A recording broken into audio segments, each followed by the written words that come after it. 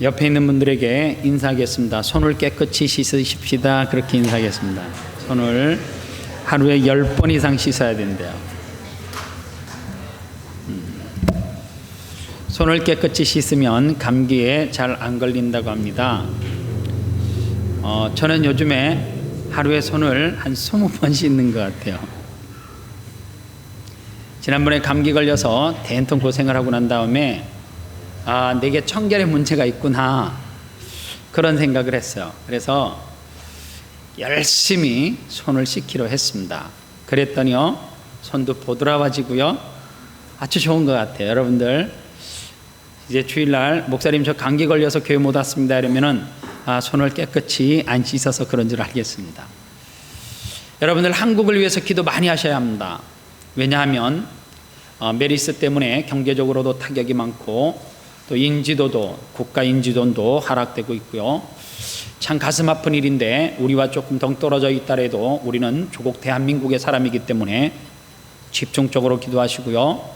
3차, 4차 계속해서 확산되지 아니할 수 있도록 모르겠어요. 비가 내리면 메리스가 좀 진정이 된다고 하는데 이상하게 6월달 장마가 시작돼야 됨에도 불구하고 장마 소식은 찾아볼 수가 없어요. 왠지 모르게 하나님께서 우리 조국 대한민국에게 뭔가 깨닫고 가르치게 하시려고 하는 어떤 계획과 의도가 있는지는 모르겠지만 그럼에도 불구하고 오늘 장로님의 기도처럼 우리는 조국을 위해서 꼭 기도하셔야 합니다.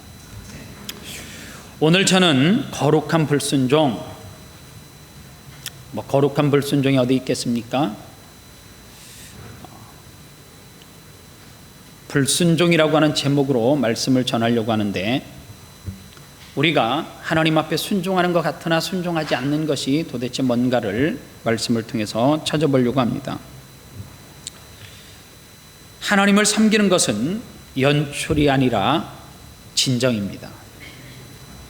여러분 지금 예배드리는 이 순간에도 연출을 할 수도 있고 진정으로 예배를 드릴 수도 있습니다. 오늘 여러분들이 이 예배 가운데 말씀 가운데 집중을 하지 아니하시면, 그냥 앉아 계시면 이 예배는 여러분들에게 있어서 연출이 되어지고요, 하나님 앞에 집중하면 이 예배는 여러분들에게 진정한 예배가 됩니다. 예수님 당시에 바리새인과 서기관들은 전통을 따라서 하나님을 섬긴다라고 하는데 입술로만 섬긴다, 마음은 그러나 하나님으로부터 멀어져 있다. 하나님을 섬긴다라고 하는데 그 섬김 가운데는 진정함, 즉 진실됨이 없다, 진정성이 없고 그들이 하는 예배는 연출이다, 그렇게 이야기하는 거예요. 그래서 서기관과 바리새인들을 가르쳐서 뭐라고 이야기하느냐 하면 외식하는 자다, 그렇게 이야기하는 거예요. 외식이 어떤 거냐? 바리새인들이 하는 것이 외식이에요. 마음은 없어요. 그러나 행위로는 하나님 앞에 예배하고 있어요. 그것을 뭐라 그래요? 외식이다. 성경은 그렇게 이야기를 합니다. 그러면서 구체적인 예를 뭐로 들었냐면, 너희들이 외식하는 모습이 뭐냐? 부모에게 효도하는 모습과 관련해서 예수님께서 이야기를 해요. 성경에는 분명히 5계명 가운데 이렇게 기록되어져 있습니다. 내 부모를 공경하라, 이렇게 기록되어져 있습니다. 그리고 부모님에 대해서 아버지나 어머니를 모욕하는 것은 죽임을 당하리라, 이렇게 분명하게 나와 있습니다. 내 부모를 공경하라, 그리고 아버지나 어머니를 모욕하는 것은 죽임을 당한다라고 분명하게 교훈에서 말씀하고 있음에도 불구하고 내 백성들은 내 부모를 공경하지 않고 어머니나 아버지를 모욕하는 그러한 행위를 한다는 거예요. 여러분들, 젊은 사람들에게 제가 꼭 부탁할게요. 말로도 부모님을 섭섭하게 해드리면 안 됩니다.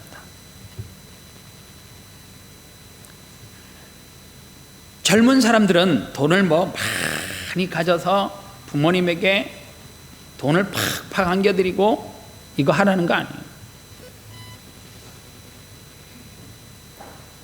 말로 부모님에게 상처를 주는 경우가 참 많아요. 툭툭 내뱉는 말 한마디가 여러분들 부모님들은 상처 안 받을 것 같죠? 상처 받거든요.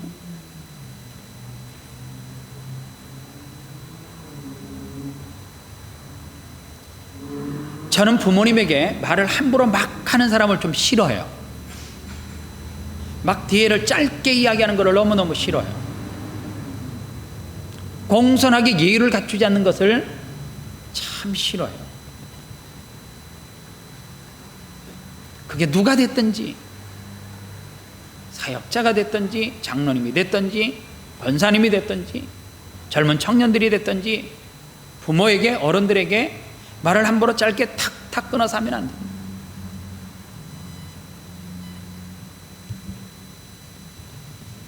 오늘 성경을 보면 부모를 공경하라고 하는 것이 말씀으로 주어져 있음에도 불구하고 바리새인들과 서기관들은 어떻게 하느냐? 오늘 성경 말씀 가운데 꼭 우리가 기억해야 될 한 단어가 있습니다. 11절 말씀에 보면 고르반이라고 하는 말이 있습니다. 고르반이 뭐냐? 하나님께 바쳐진 선물, 헌물, 그리고 제물, 이런 뜻이 고르반이에요. 고르반으로 선포를 하고 나면 이 고르반으로 선포되어진 것은 오직 누구만을 위해서 사용할 수 있느냐 하면 하나님만을 위해서 사용해야 됩니다. 그 외에 절대로 다른 용도로 쓰여져서는 안 됩니다. 이것이 고르반이에요.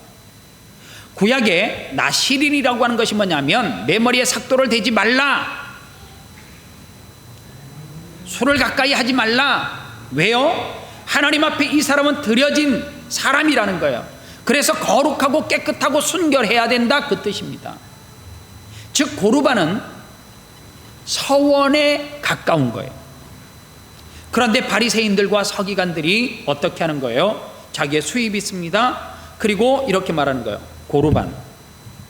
그러면 이 고르반은 하나님 앞에 바쳐진 예물이에요. 쉽게 이야기하면 내가 한 달에 얼마 번다 할까요? 기분인데 한 달에 10,000불 번다고 해요. 한 달에 목사님 기분 나빠요. 제가 10,000불밖에 못 버는 사람으로 보여요. 이런 수도 있는데 10,000불 번다고 해요. 그런데 10,000불의 수입을 가지고 고르반 하나님 앞에 바친 거예요. 그런데 바리새인들과 서기관은 고르반이라고 그렇게 했음에도 불구하고 하나님 앞에 진짜 바치지 않는 거예요. 그리고 고르반이라고 했기 때문에 이것은 내 부모를 위해서 공경하거나 효도하는데 절대 쓸 수 없는 하나님의 예물인데 실질적으로는 하나님 앞에 드렸다 하고 하나도 드리지 않았다는 거예요. 이것이 뭐냐? 거룩한 불순종이라고 하는 것입니다. 사도행전에 보면 내가 하나님 앞에 드렸습니다 라고 그렇게 이야기를 하고 그 물질을 훔쳤던 아나니아와 삽비라가 하나님 앞에 그 물질을 속인 죄로 죽임을 당하는 것, 그것과 똑같은 거예요. 그런데 이 거룩한 불순종이 어느 정도 되느냐? 오늘 말씀 9절과 13절에 보면 너희가 너희 전통을 지키려고 하나님의 계명을 잘 저버린다, 그렇게 이야기해요. 그리고 13절에 보면 너희가 전한 전통으로 하나님의 말씀을 폐하며 또 이 같은 일을 많이 행한다, 그렇게 이야기해요. 잘과 많이라고 하는 단어, 즉 이와 같은 일을 행하는 사람이 많다는 이야기입니다. 이런 일을 행하는 사람들이 곧잘 있다는 그런 뜻이에요. 이것이 뭐예요? 거룩한 불순종입니다. 하나님을 섬겨요. 하나님을 믿어요. 그래서 나는 그리스도인이라고 그렇게 이야기를 해요. 그런데 성경에 기록되어 있는 것을 지키지 않는 것, 그게 뭐예요? 거룩한 불순종이에요.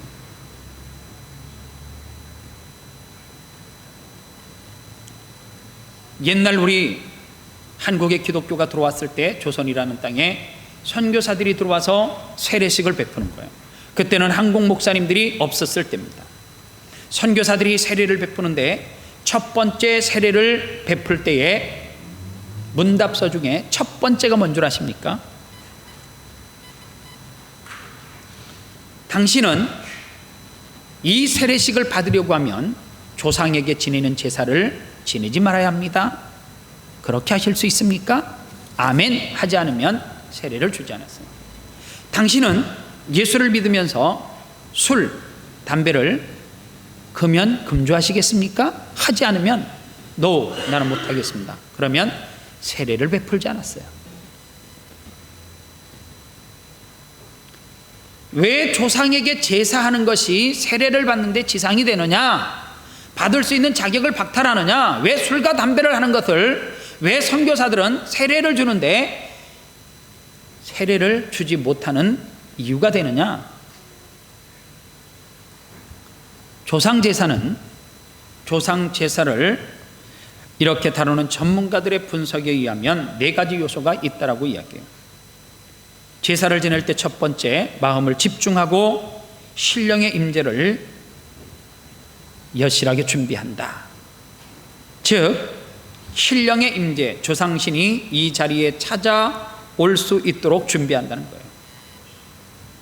두 번째로는 부모님을 사모하고 부모에게 효도하는 상징적 표현으로 제물을 드림으로써 조상신들이 받아주시기를 간청한다. 이것이 제사의 의미입니다. 조상신들이 찾아와서 그것을 차려놓은 음식을 대접받고 그리고 그것을 드시고 난 다음에 뭐 한다고요? 후손들을 축복한다. 그리고 세 번째로 신령께서 제사를 흠양하고 복을 내려주신다. 신령께서 그 음식을 드시고 나서 흡족해 하지 않으면 공중을 떠다니면서 자식들에게 질병을 주기도 하고 사업에 실패, 집안에 애군을 끼게 만들어서 어려움을 겪게 한다는 거예요. 우리 어머니는 살아계시지만 우리 아버지는 절대로 제가 제사 안 지내도 공중에 떠돌면서 애군을 끼치실 분은 아니에요. 여러분들 부모님을 믿죠? 그럴 분은 아니에요. 네 번째가 친족들이 제물을 나누어 먹음으로 친족 간의 일치를 도모한다. 이것이 조상 제사를 지내는 이유예요. 그런데 문제는 네 번째가 키포인트예요. 오늘 예수 믿는 사람들이 잘못하고 있는 부분이 이 부분이에요. 뭐냐? 나는 제사를 지내지 않기 때문에, 하나님을 섬기기 때문에 제사를 지내는 형제나 부모를 찾아가지 않는 거예요. 보지 않겠다는 거예요. 그래서 나는 명절에 안 간다는 거예요. 그럼 그 사람들을 누가 구원해요? 그 사람들에게 누가 복음을 전해요? 관계를 끊어버리는 거예요. 그러지 말고요, 더 일찍 가셔서 더 열심히 섬기고 준비하면 되잖아요. 그리고 이렇게 말하는 거예요. 저는 정말로 살아계실 때 부모님에게 효도할 겁니다. 제사 지낼 때 그 과일이 얼마나 풍성해요. 살아계실 때 그 좋은 사과, 그 좋은 배, 그 주먹띠만한 밤, 주먹띠만한 대추, 살아계실 때 좀 사다 드리지. 돌아가신 다음에 먹지도 못하는데 그거 차려놓고 결국에 누가 먹어요? 용서하세요. 지가 먹어. 본인이 먹어. 살아계실 때 말로도 섭섭하게 하지 마시고요, 내 형편에 맞게 부모님에게 효도하시고요, 부모가 예수 안 믿으면 더 열심히 잘해야 되고, 형제들이 예수 믿지 않는, 그래서 제사를 고집하는 형제들이 있으면 더 열심히 뭐 해야 돼요? 좋은 관계를 맺고 유지하기 위해서 힘써야 된단 말이에요. 나는 예수 믿기 때문에 제사 음식을 준비할 수도 없고 차릴 수도 없고 니들과는 격이 다르고 뭐가 다르고, 아니에요. 절대 아니에요. 안 믿는 며느리가 이틀 전에 명절 때 음식 준비를 오면 예수 믿는 며느리들은 일주일 전에 가면 돼요. 열심히, 그리고 열심히 하는 가운데 양해를 구하는 거예요. 저는 제사는 하지 않겠습니다. 절은 하지 않겠습니다. 그러나 기도하겠습니다. 이게 없어, 이게. 그러다 보니까 자꾸만 예수 믿지 않는 형제와 원수, 적의 관계로 있게 된다는 거예요. 우상숭배는 명백하게 조상신을 섬기는 것입니다. 그래서 절을 하면 안 되지만 그러나 관계를 끊고 살아가면 안 된다는 거예요. 오늘 이 시대는 종교가 이러한 부분을 자꾸만 섞어버려요. 그래서 진리를 흐트러 버려요. 여러분들 그거 아세요? 캐톨릭에서도 이제는 제사를 허용하고 불교와 손을 잡고, 그리고 그들과 서로 강단을 주고받고, 그래서 스님이 캐톨릭 교회에 가서, 천주 교회에 가서 강론을 하고, 신부가 맞나? 신부님이 절에 가서 강론을 한 이런 시대가 되어버렸어요. 한국이 얼마나 종교 다원주의에 가까워졌냐면 스님과 목사와 그리고 신부님이 그리고 다른 종교의 지도자들이 한자리에 모여서 무엇이 진리인지를 서로 토론을 하고, 어떤 사람이 진리에 대한 말씀을 이야기하면 목사도 그렇군요, 그게 진리라고 인정하는 시대가 돼버렸어요. 18세기서부터 20세기 초까지를 현대주의라 그렇게 이야기합니다. 약 200년 기간을 현대주의예요. 현대주의는 인간의 이성을 제일 중요시 여깁니다. 그래서 내가 따져보는 거예요. 그래서 이게 맞다, 따져보고 이게 틀리다, 그러면 모든 만물의 척도가 뭐가 되느냐? 이성이 되는 거예요. 그래서 내 이성이 맞다라고 하면 그것이 맞는 진리가 돼버리는 거예요. 그리고 이성이 맞지 않으면 인격적이라서 살짝 유보시켜버려요. 그래서 그것을 뭐라고 이야기하냐면 합리주의다, 그렇게 말을 합니다.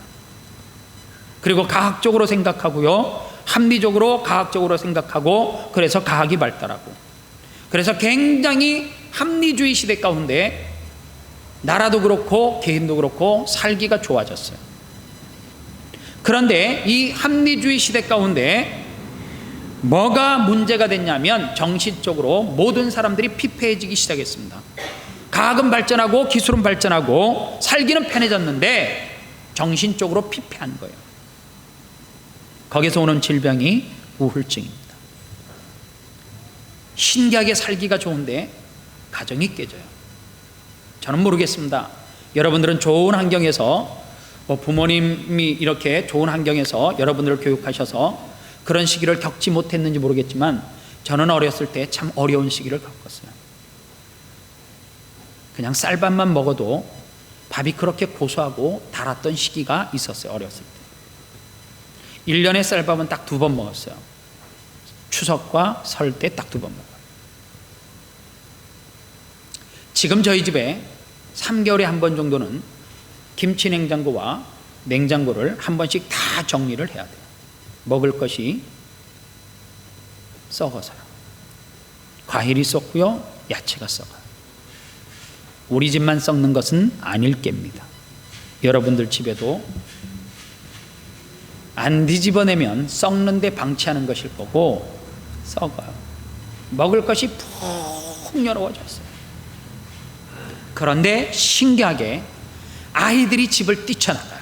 가출을 해요. 살기가 좋은데 부부관계가 깨집니다. 환경은 좋은데 막말을 하면서 싸워요. 살기가 좋은데 나라 간의 전쟁이 끊이지 않습니다. 왜 정서가 이렇게 피폐해졌을까? 원인이 어디에 있는가? 사람들의 생각을 바꾸기 시작했습니다. 현대주의, 그것이 잘못됐다는 거예요.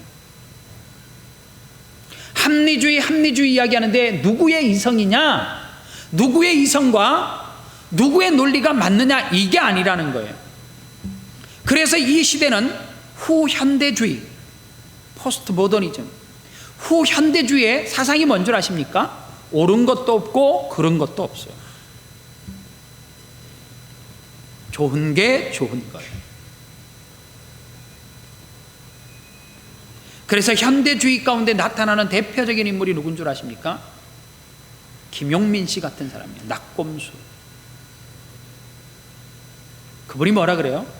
나는 대한예수교 장로회 합동측 목사의 아들, 장남입니다. 그리고 그 사람이 하는 이야기가 뭔 줄 아세요? 기독교를 욕을 하고요, 노인과 여인을 폄하해버리고, 웃긴다 웃겨 다 조롱을 해버립니다. 부정과 부패는 어느 시대를 막론하고 있었어요. 그런데 중요한 것은 꼼수를 부리면 안 되잖아요. 진짜로 정직해야 되잖아요. 꼼수의 힘을 빌리면 안 되잖아요. 예수는 우리의 구원자임을 믿으십니까? 예수가 유일한 나의 구원자임을 믿으세요? 안 믿으세요? 정말 안 믿습니까? 예수만이 유일하게 나를 구원할 자이심을 여러분들은 믿습니까? 믿으셔야 돼요. 천지는 변해도 망고불변의 진리의 법칙은 변할 수가 없습니다. 그런데요, 이 시대가 어떤 시대가 되어졌느냐? 진리가 변하는 시대예요.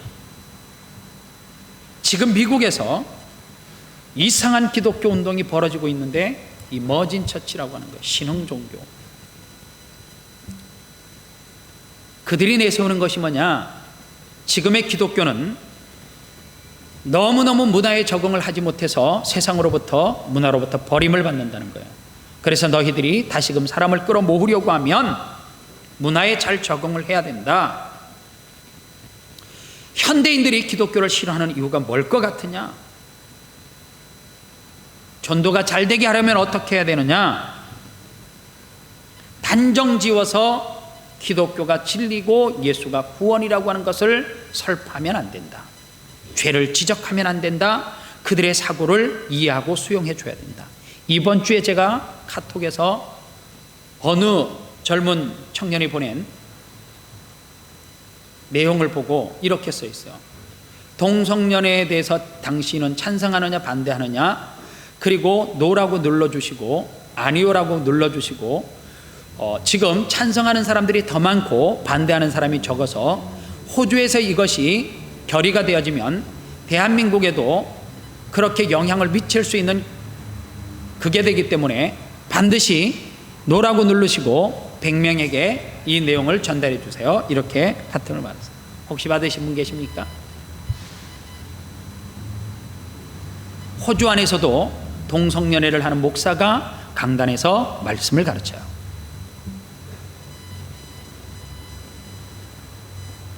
옛날에 시골에서 남자끼리 연애한다, 여자끼리 연애한다 그러면 그 마을에서 살지도 못하고 쫓겨났을 거예요.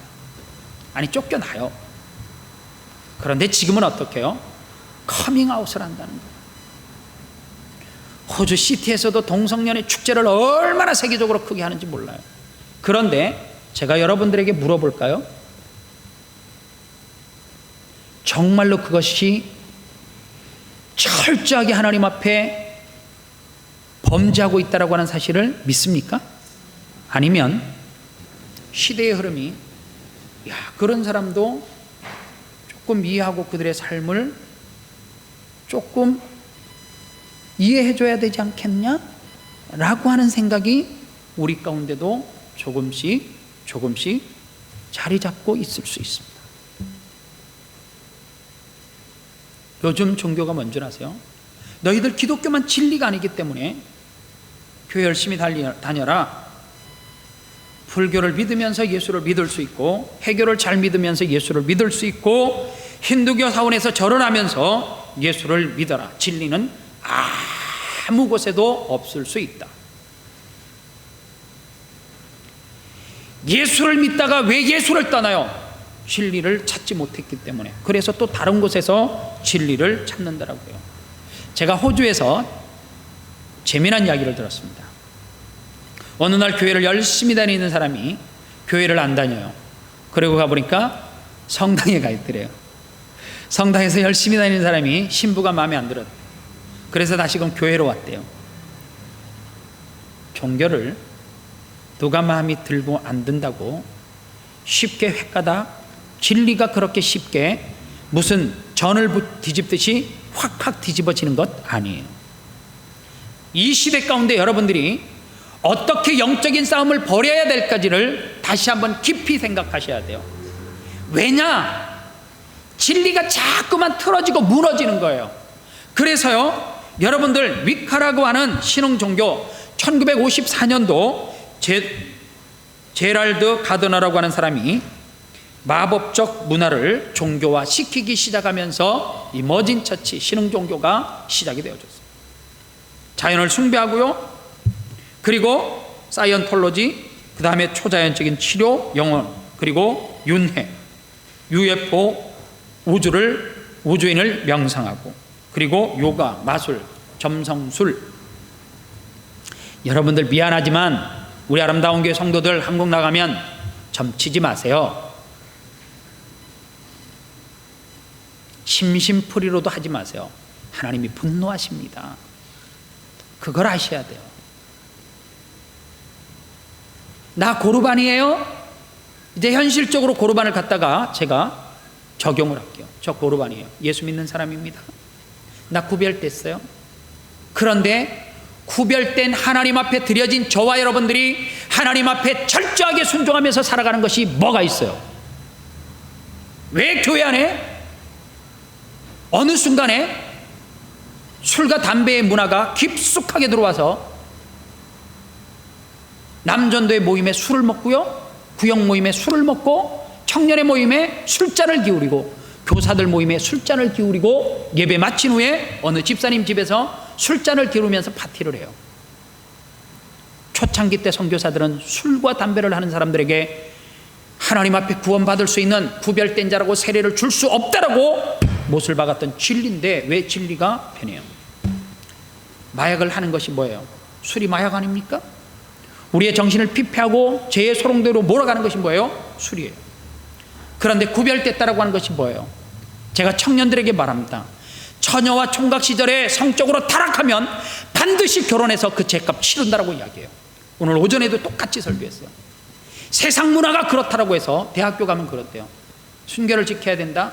제 이상인 애가 아니라 제 원신인에 그런다는 거예요. 그 얘기를 하면 이상한 사람이 아니라 원신 취급을 받는 시대가 됐어요. 반드시 죄값을 하나님께서 치르게. 내가 처녀 총각 때 막 재밌게 놀다가 뭐 성적으로 타락하고 놀다가 결혼만 잘하면 되지, 능력 있는 사람 만나면 되지, 능력 있는 사람 만나서 그때서부터 죄값 치워요. 그래서 여러분들 진리는 변하지 않는 거예요. 선포합니다. 술 끊으세요. 제발 담배 끊으세요. 교회 안에서.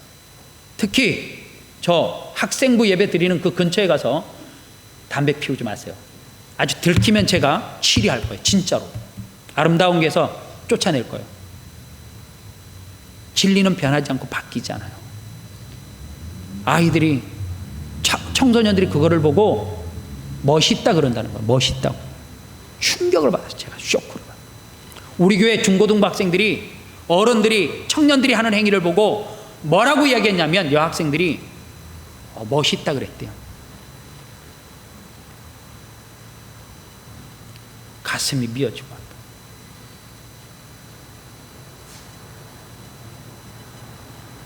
죽어도 단기간에 못 끊겠으면 입을 덮어 쓰고 집에서 담배 피우시고요, 집에서 입을 덮어 쓰시고 술 드세요.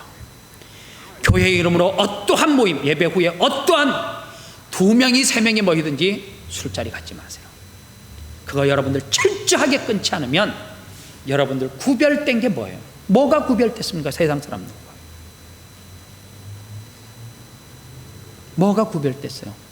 세상 사람들과 구별된 게 뭐 있어요? 와, 예수 믿는 사람이 결혼을 했는데 우리는 목사님 저 애 안 넣을 거예요. 그 죄예요. 큰 죄인 거 아십니까? 애 안 낳는 거 죄인 거 알아요? 왜 하나님께서 가정을 줘요? 생육하고 번성하고 땅에 충만하라 그랬어요. 땅에 편만하라 그랬어요. 자기 둘만 잘 산대요. 둘만 행복하게 살면 된대요. 문화는 참 무서운 거예요. 문화는 얼마나 무섭냐면 그것이 죄인지를 몰라요. 낙태가 죄 아니에요. 하나님 앞에 생명을 끊는 죄란 말이에요. 살인죄란 말이에요. 그런데 한국에서 어떤 성도들이 있는 줄 아세요? 5개월, 6개월 돼서 형체가 다 있지 않습니까? 사람 아니에요? 그런데 의사가 진단을 하는 거예요. 정상이 아니에요. 장애가 조금 있는 것 같아요. 지워주세요. 정상이지 않는 애는 예수를 믿어도 키우지 않고 지운다는 거예요. 이 죄가 얼마나 큰 죄인지 몰라요.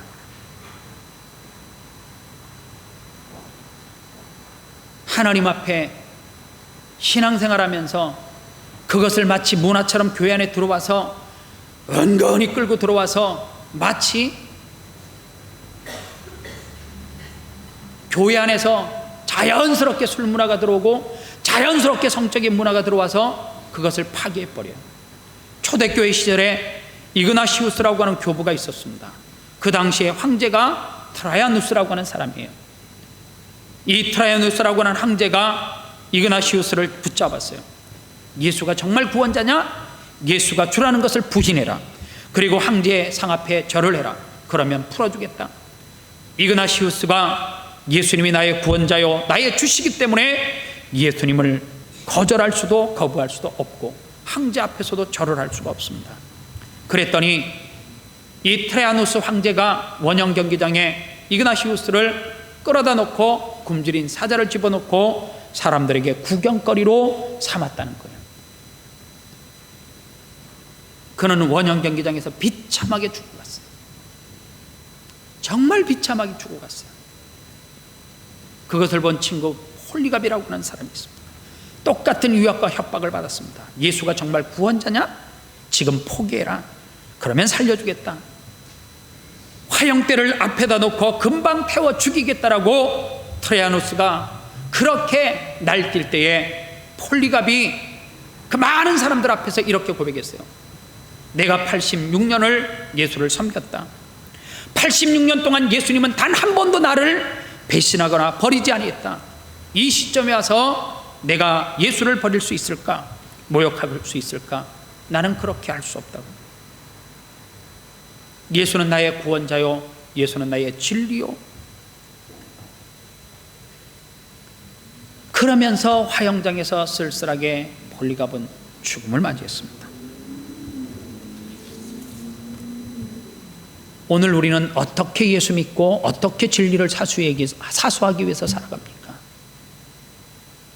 나 고르반이에요. 예수 믿는 사람이에요. 그래서 나는 목사로서 하나님 앞에 드리는데 뭘 드려? 뭘? 고르반이라고 그렇게 하나님 앞에 드려졌다라고 하나님 앞에 구별된 사람이라고 찜해놓고 부모에게 효도하지 않고 구별된 삶을 전혀 살지 않고 진리가 교회 안에 들어오는 것을 막지도 않는데 우리가 무슨 하나님의 자녀예요. 우리가 폴리갑처럼 이그나시우스처럼 어떻게 그 진리의 말씀을 예수 그리스도를 사수하고 지켜 나갈 수 있단 말이에요. 오늘 이 시대에 거룩한 불순종이 너무너무 많아요. 신흥종교에서 머진 처치에서 하는 이야기가 뭔 줄 아세요? 오늘 이 시대의 문화와 타협하지 않으면, 그런 것들을 흡입하고 받아들이지 아니하면 오늘 기독교는 점점 세상으로부터 멀어질 것이다 그랬는데, 멀어져도 우리가 진리를 지키기 위해서 세상과 멀어지는 한이 있어도 세상으로부터 따돌림 당한다 할지라도 우리는 그 진리의 말씀을 사수하기 위해서 말씀 붙들고 가야 돼요. 그렇기 때문에 여러분들 속에 들어와 있는, 나도 모르게 그것을 받아들이고 수용하고, 그리고 타협하는 것들이 무엇인지를 철저하게 돌아보고, 예수는 지금까지 저와 여러분들 단 한 번도 실망시킨 적이 없습니다. 그 하나님 앞에 우리가 어떻게 살아가야 되는지를 한 가지 제가 예하를 들면서 말씀을 마칠게요. 농구 좋아하시죠? 젊은 사람들, 이 사람은 하버드에서 경제학을 전공한 사람입니다. MBA에서 농구를 하고 있고요. 그리고 아주 단신입니다. 191cm밖에 1m 91, 아주 단신이에요. MBA에서는 단신이겠죠. 북경 베이징 대학생들이 중국인 중에 가장 큰 영향을 미친 1인자 제레미 린. 혹시 여러분들 기사를 통해서도 이분을 몇 년 전부터 확인을 하셨을 거예요.